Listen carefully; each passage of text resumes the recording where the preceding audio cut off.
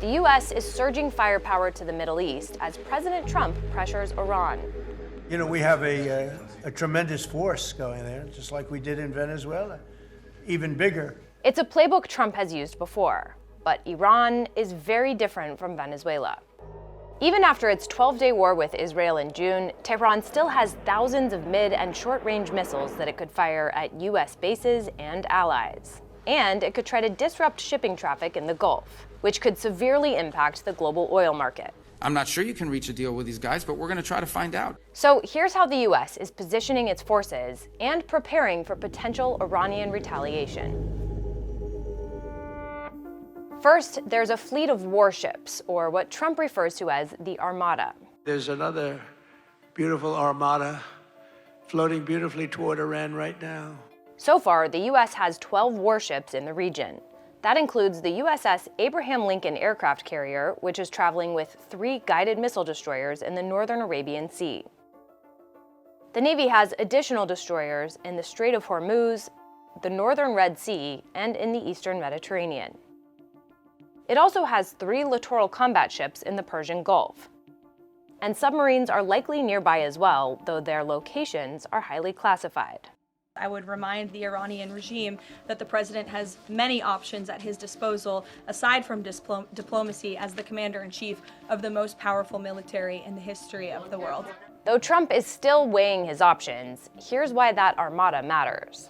The Lincoln aircraft carrier is armed with F-35C and F-18 fighter jets that can attack targets. It also has EA-18 Growler electronic warfare planes that jam enemy defenses, as well as E-2D Hawkeye flying radar planes that act as the eyes of the fleet.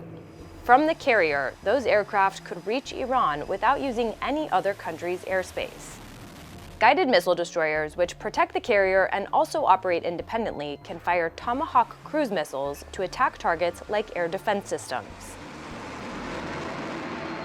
Crucially, destroyers are also armed with defensive standard missile interceptors, which can take out aerial threats, including ballistic missiles.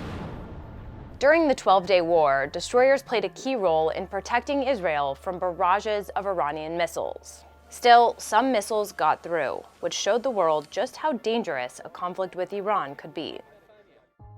On land, the U.S. has bases and installations across the Middle East, and it coordinates with its ally Israel. These bases have air defenses that protect U.S. troops and surrounding areas from Iranian attacks. They also allow the U.S. to stage weapons closer to Iran when the host countries allow it. So far, Saudi Arabia, the United Arab Emirates, and Jordan have said they will not allow their countries to be used as a launching pad for a strike on Iran. Still, the U.S. has been flying P-8 surveillance planes from Saudi Arabia and MQ-4C Triton drones from the UAE. The Pentagon has also staged various aircraft in Jordan, including these F-15E fighter jets and EA-18 Growlers. Even though these bases may not be used for an offensive strike, they would be key in defending the region from Iranian counterattacks. The U.S. is bringing additional THAAD and Patriot anti-missile systems in from Texas and Japan, according to flight tracking data, satellite imagery, and U.S. officials. These units are stretched thin and expensive to move, so analysts say their deployment is a sign that the U.S. is serious about a potential conflict. Beyond the Middle East, the U.S. has aircraft it could potentially bring in from Europe. And there's the key island base of Diego Garcia, which the U.S. has used for Middle East operations for decades. Over the past year, B-2 bombers were flown to the base to deter Iran and to attack targets in Yemen. And finally, there are long-range strategic bombers positioned in the U.S. They're capable of reaching anywhere in the world with the help of mid-flight refueling.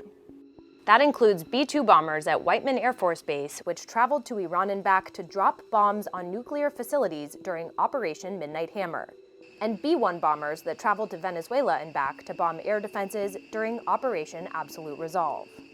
All of this military hardware helps President Trump apply more pressure on Iran to make a deal over its nuclear program. We are negotiating with them right now, yes. But if there are no diplomatic breakthroughs and the U.S. decides to take military action, it could very well escalate into a regional war.